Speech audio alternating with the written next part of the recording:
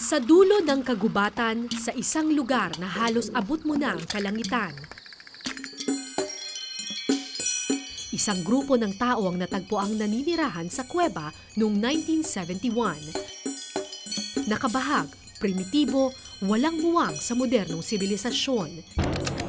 Isang mga ngaso sa pangalang Dafal ang nakadiskubre sa kanila at ang negosyanteng si Manda Elizalde ang nagpakilala sa kanila sa mundo. Tinawag silang Tasaday.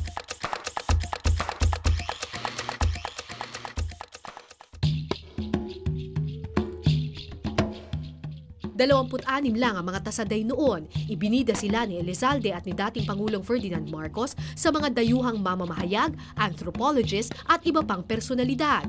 Sila ang nagsabing mula pa raw sa panahon ng Stone Age ang mga Tasaday. Nalathala sa dyaryo ang kanilang mga muka. Sa mundo ng karahasan at kasakiman, ang mga mahiyaing Tasaday ang naging imahe ng kapayapaan.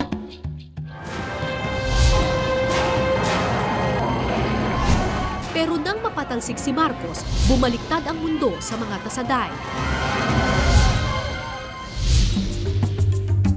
1986, isang dayuhang mamamahayag ang bumalik sa lugar ng tribo. Nakita niyang nakadamit na ang mga ito.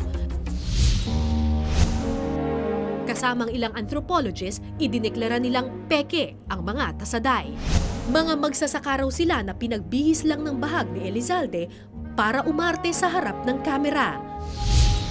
Kinutya, pinagtawanan, tinawag na sinungaling ang mga Tasaday. Sa El Dulog po matutulog, yes, tapos early morning. Early morning, papuntang Tasufo. Tasofo. Okay. Makalipas ang mahigit 20 taon, binalikan ko ang kuweba ng mga Tasaday at ang misteryo ng kanilang pagkatao. Mama, 25 kilometers going to Quezon City. Isang grupo mula sa Philippine Army ang sumama sa akin. May mga bandido raw kasi sa mga bundok na aming dadaanan. Nakapunta na ba kayo dun, sir? Itong area na to, ma'am, hindi pa talaga. But yung El Dulog, yung dadaanan niyo mamaya So ato si kahit Paka. ang military, hindi masyadong pupunta dun sa area na yon. Ito lang ang never pa. Ito. Ako nakapunta ako dito. But may mga kafgo tayo na nakakapunta dun, ma'am, na may guiding kayo na kafgo mamaya.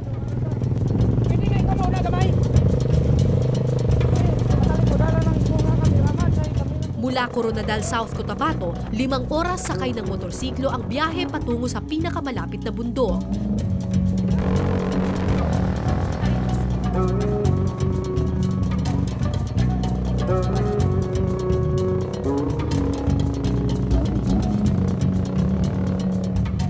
Pagdating sa sitio Tawandagat, tumigil ang mga motor. Hindi na raw kaya ng gulong ang matarik na daan. Saan pa banda dito? Lampas tayo ng 3 oras siguro kung mga babae. Ang layo pa nun. Sinimulan na namin ang paglalakad.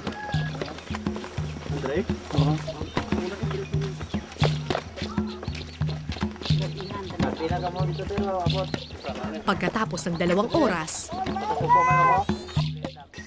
Medyo madilim na. Hindi na daw safe para tumuloy pa kami dun sa lugar ng mga Tasaday.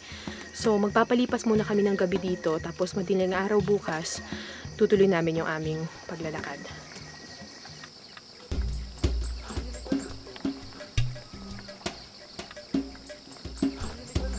kinabukasan,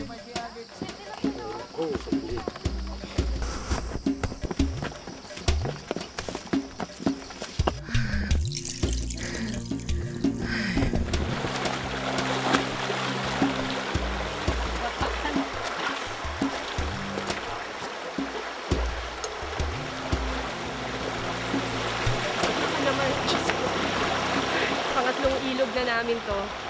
So, hindi ko alam kung ilang pang ilog. Gaano pa kalayo, sir? Hindi na sila sumasagot. Mukhang malayo pa.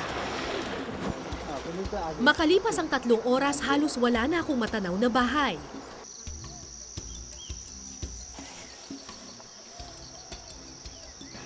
May bahay na! Doon, hindi ka magbalik.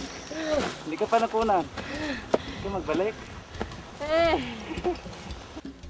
Sa bahay na ito ko nakilala ang isa sa nabubuhay pang purong Tasaday. Kayo po si Dul. Oo, si Dul.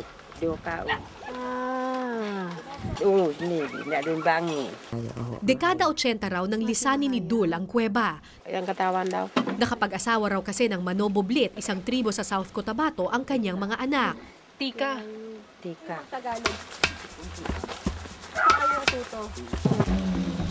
Pero hindi siya nakakalimot sa nakagisnang buhay. Kasama si Dul at ilang Manoboblit, tinahak namin ang daan patungong kuweba ng mga Tasaday. Kuwebang matagal na nilang iniwanan.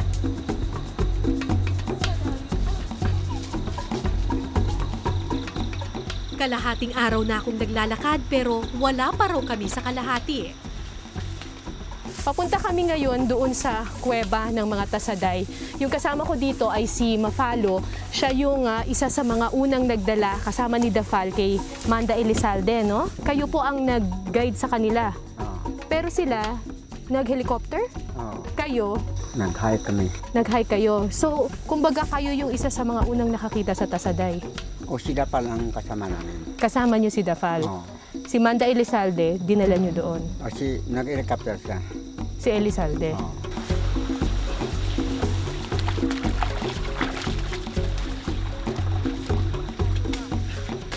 Makalipas ang 4 na oras, pagod na ang aking mga paa.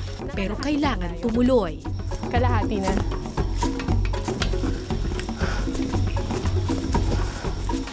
Mula dito sa kinatatayuan ko, kung makikita ninyo, puro kagubatan na lahat. Hindi mo talaga iisipin na meron pang taong titira dito sa lugar na to.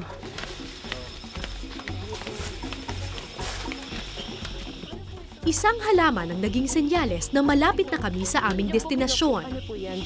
Nalaan ka isa. Bangi. Ha? Bangi. Ano daw yun? Yung damit sila noon na ganito. Ah, yung damit ninyo noon. Oo. Ito yun. Oo. Ah, ganyan. Oo. So, narating na natin yung Sapa. From here, malapit na daw talaga papunta sa Yungib.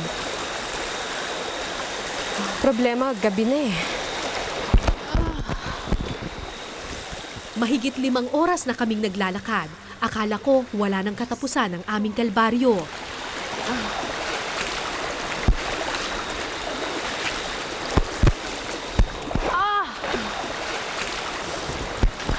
Okay. Ay, parang wala nang trail dito. Ay.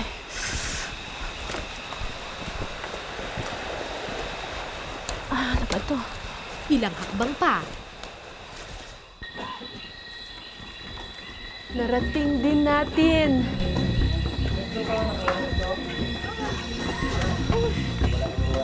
Ito sa atas at natubig. Oy, thank you. Oy, welcome. Hi, thank you. Salamat po. Thank you.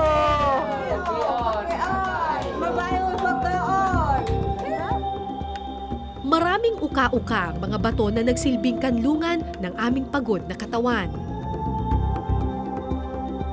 Mabilis akong nakatulog habang ang iba pinaikutan ang init ng apoy.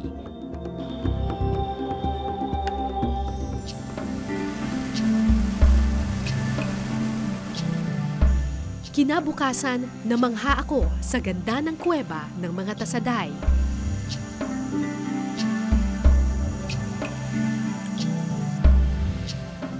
Bawat butas nito may 6 maliliit na kwartong pwedeng tulugan. Mga kwartong tila nagtatago ng kwento ng kanilang nakaraan. Dito sa kinatatayuan ko, ito yung pinakamaliit na butas nitong kuwebang ito. Ang sabi sa akin kanina ni Dul, dito daw nakatira yung mga babaeng walang asawa o yung mga dalaga para hindi maistorbo yung kanilang pagtulog. Yung yungib naman banda roon, doon nakatira yung mga may asawa na meron ng matatandang anak. Tapos, yung mga asawa naman, mag-asawa na merong mga baby, mga sanggol, doon lang banda doon sa isang yungib doon sa baba nakatira. Kasi mas madaling puntahan yun, siguradong hindi madudulas yung mga bata.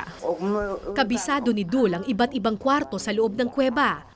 Sa pinakamataas na parte raw ng kuweba natutulog si Bilangan, ang leader ng mga Tasaday. Ito yung lugar ni Bilangan. Oo. Saan umuupo si Bilangan? Saan si... Dahil, Dito si Bilangan. oo. Tapos, Ito, dahil, si Bilangan, Ito, si Itet, yung asawa niya. Ito yung litrato na kinuha dito sa kuwebang ito noong 1971. Isang litrato ni Bilangan at ng kanyang pamilya noong 1971 ang aking dala. Eksakto sa inilarawan ni Dul ang nakita ko sa larawan. Si Bilangan ito. Tapos ito, ito. si Itet. Kasi ako kung kuha, tubo lagi anak, kaya ini. Dito rin siya nanganak. Oo. Kung titingnan mo, parang ang ito yung lugar. Sinuri ko ang iba pang tasaday na nakalitrato. Bawat isa, kabisado ni Dul kung saan nakatira. Saan natutulog si Bilayam? Gaya ini. Thì có một số màu à, cái giờ cũng phải cái đường mạch nhỏ con. Tanong ko sa aking sarili kung sinungaling ang mga tasaday at hindi sila tumira sa kuweba, bakit kabisado pa rin ni Dul ang bawat sulok nito gayong mahigit 30 taon na ang nakalipas? Lugar na ito. Kung magsasakang manoboblit sila tulad ng sabi ng ilang eksperto, Gaya ini beauty wajah.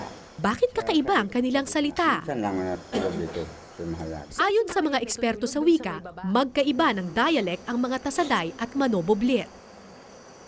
Maraming teorya na ang umusbong ukol sa katauhan ng mga tasaday. Pero sino nga ba sila kung mismong mga tasaday ang tatanungin? Menubu casagai. Manobo Tasaday. Kayo po, ano po kayo? Oh, Manobo Blit. Kayo Manoboblit. Oh. Pero ngayon, pag sinabi, Kung may magtanong, oo, oh, tapos, halimbawa tanongin nila kami, oo, oh, taga saan ka? Oo. Taga Blit. Pero hindi nila hindi madala Manobo Blit. pero kayo Manoboblit Oh, talaga kayo. Manoboblit. Pero pag tawag sa inyo, Blit lang. Oh, Sila, tasaday. Sa kwento raw ng kanilang mga ninuno, may sakit daw na sumalanta sa tribo ng mga Manobo noong unang panahon. Para takasan ng sakit, ilan sa kanila ang nanirahan sa kuweba mahigit 100 taon na ang nakalipas. Natakasan nga nila ang sakit pero napag-iwanan din sila ng panahon. Sa kuweba na ipinanganak si Dul, ito lang ang kilala niyang mundo. Walang ibang tao kundi sila hanggang dumating si Dafal at Elizalde na nagpabago raw ng kanilang mundo. Kung si Dul ang tatanungin, mas mabuti pang di na lang sila natagpuan. Kapag nalulungkot siya, bumabalik sa kuweba si Dul kasama ang kanyang mga apo. bakit ka daw dinala dati dito ni Lola sa kuweba? Sinabi nila sa akin kung matuta sa gwa, madamo nga problema. Pag doon sa maraming problema. Oo, Pero pag dito daw sa kuweba, walang problema. walang problema. Ikaw ba gusto mo rin tumira sa kuweba tulad ng mga tasaday? Oo. Sa gitna ng kanyang paglalaro, naalala ko ang isang litrato. Litrato ng isang bata. Lobo raw ang pangalan ng batang ito. Makalipas ang 3 dekada, nasa na kaya siya? 14 na taong gulang lamang si Lobo nang malathala sa mga pahayagan ng kanyang mukha. Sinundan siya ng kamera saan man magpunta, habang nagbabaging, sa oras ng pagkain, pati pagkamangha sa mga bagay na bago sa kanyang paningin. Anak ng lider na si Bilangan, si Lobo ang naging mukha ng mahiyaing tribo ng Tasaday noong 1971. Kumusta po? Kayo po si Lobo?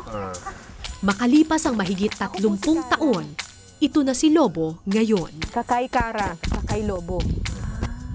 Sa isang bahay kubo sa sitio Tasufuko natagpuan si Lobo. Kung di mo alam ang kanyang nakaraan, hindi mo iisiping isa pala siyang Tasaday. Momodakal. Mahayag. Nagsasaka na siya ngayon, nakadamit, tulad ng karaniwang Manobo. Nagbago man siya ng bihis, hindi nito hinubad ang kanyang pagkatasaday. Ba't kayo umakyat dyan? Ito udi sinar kanin mo iwas. Ito, natatandaan mo pa ito? Momodakal. Anong ano si Momodakal sa inyo? Kun tumabeng kun da kam tao area. Tulong. Ito raw ang pirming pangako sa kanila ng lahat ng bumisita sa kanila. Pero lalo lang daw gumulo ang kanilang buhay sa pagpasok ng mga bisita. Sila bisita dung teganay. Tu bisita tahu. Ni du kamlomi. Wan bisita sensiele mawan yemon lekeng. Tebo mi deng miyahon. Adang wan ye kam nos mi. Yang mi mo uma sokwan bisita la mon le mam keng. Bantu kakak baik tu kak, mam satu. Tu tahabu te ye aswal. Tu deng noluk be kulti mania.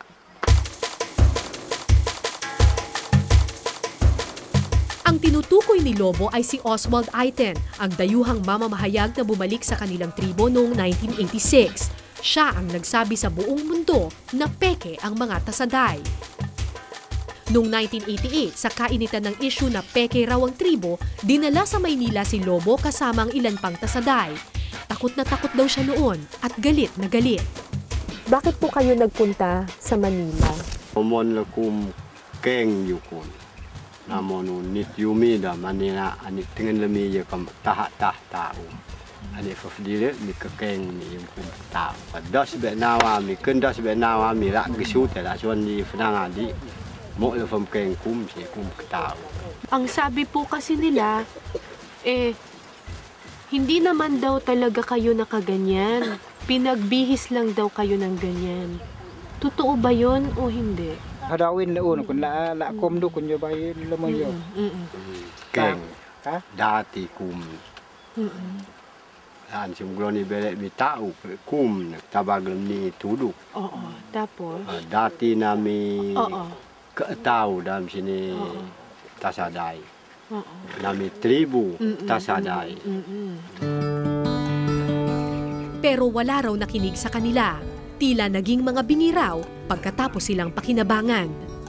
Ngayon, sa tuwing may bibisita sa kanila, takot na siyang magtiwala. Sabi nila, natatakot daw po kayo sa tao. Doon, kinalaman na doon ang ganwadag tao. Jadi uli kok jadi dok fadam, jadi nawam fnatai lo. Lodo bayu. Ito. Dam irib sini. Nami da irib. Sa ilib ito, sa kuweba. Habang tinitingnan ng mga litrato, Sila. Dinayo. Nanay niyo po. nagulat ako nang makilala ko ang ina ni Lobo na si Itet. Kulubot na ang kanyang balat at halos di na siya makarinig, pero marami pa siyang naaalala. Nandito po ba kayo? Saan po kayo dito? Jadi betul ada Ni. Ito ikaw. Ikaw ito? Ito? Sawan. Ano niyo ito? Siya. Ano po ito? Bilangan. Bilangan. Bilangan. Ang asawa ninyo? Oo.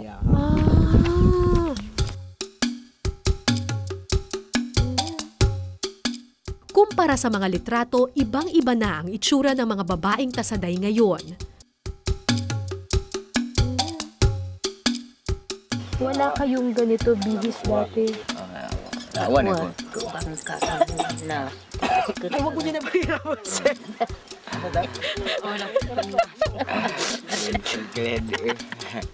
Betul ke mak baik ke belai nu belak dapal tu ke ke baik ginami tu je.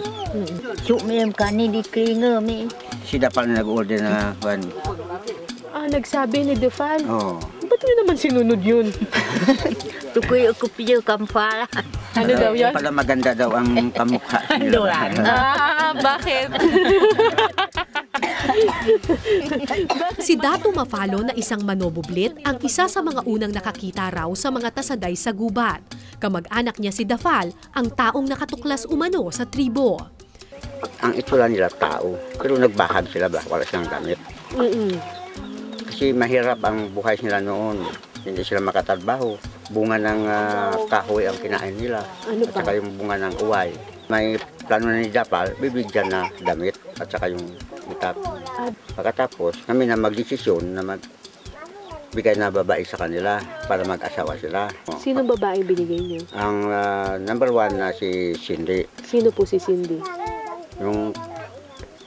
yung asawa ni Balayam. Oo, kaano-ano niyo si Cindy? Magkapatid kami. Kapatid niyo, binigay niyo doon? Oo, okay. para mag-asawa sa Tasaday. Okay. Sinubukan ng mga kapatid ni Mafalo na tumira sa kuweba kasama ang mga asawang Tasaday. Pero hindi sila nakatagal. Nahiya sila sa dahon na kanilang suot. Hindi rin nila gusto ang ugat at bunga na kinakain sa kuweba. Kaya napilitang lumabas ng kuweba ang mga lalaking Tasaday. Saya saya kan mabalikan am lan benlim du. Ke ikam merge temunga matam. Ani du krowi lomi ni kam ni mo mi basak dengan tenolok lemi. Lemi tok di la tu du simo merge maba la mambu tu du kam tu. Maba basak, mabakan. 2 dekada na ang lumipas mula nang tawagin silang peke ng ilang mamamahayag at anthropologist. Pero hanggang ngayon, dala pa rin ni Lobo ang matagal nang kinikimkim na galit. Sekut ya mulai kut pemkeng fetengen anik kelalu tetau menit tebeng ya kambong gayu fenlenek ya kum ketau tu ne ya sengen kedah saya nawat mok tekeng da tau mi sekum be ni kum luga. Hindi maintindihan ni Lobo kung bakit ganito ang naging kapalaran ng mga Tasaday. Nawawala na ba kayo ng pag-asa? Sige mi femden. Tidak na ite lawan tengen, la pulung tebaya bau ye udea, la tengen tedu, ke lebih temangat. Wala siyang ibang hangad kundi ang baguhin ang kapalaran nila. At kung kailangan niyang magsaka, kumita ng pera at yumakap ng bagong kultura, gagawin niya sa ngalan ng kanyang tribo.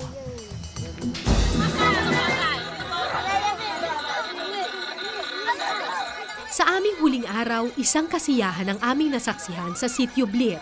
Dito na nakatira ngayon ang maraming Tasaday. Sa gitna ng sayawan, nakita ko ang batang Tasaday na si Kini. Kabisado ni Kini ang sayaw ng mga Blit. Di mo akalaing apo siya ng mga Tasaday ng kuweba. Pinanood siya ng lola niyang si Dul habang sumasayaw. Di man niya nakagisna ng damit at hikaw ng mga Blit, kinailangan na rin nilang makibagay sa dikta ng panahon.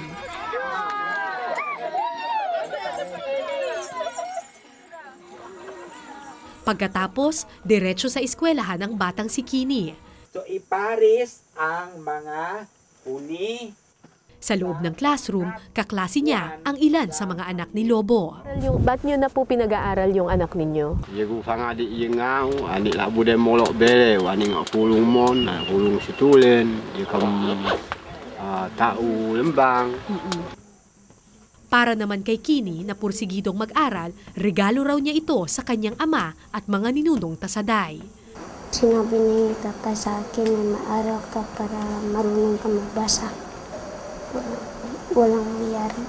Walang mangyayari kapag hindi marunong magbasa? Basahin natin lahat. Iparis ang